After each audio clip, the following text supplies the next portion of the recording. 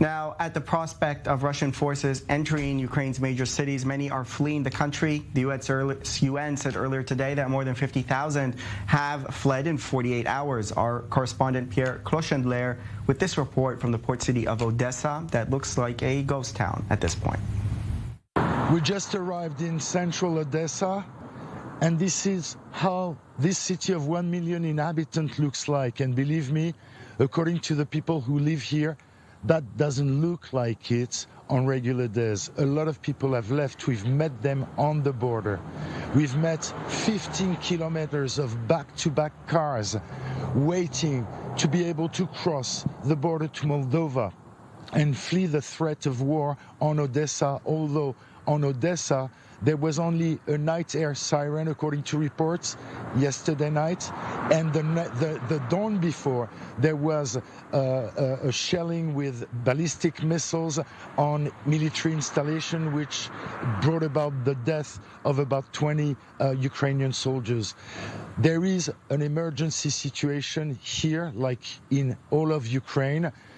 The people are required to stay at home from 11 p.m. until 6 a.m., but life goes on, and that's quite amazing. When we were at the border, we saw that self-control, that stoicism, I would say.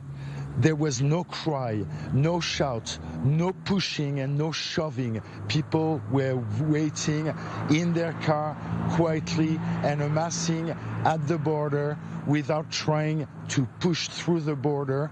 And Ukrainian guards basically were just standing face to face with them.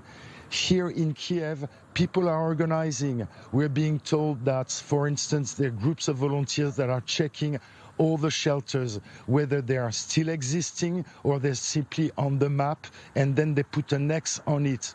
There are all kind of telegram chats between people.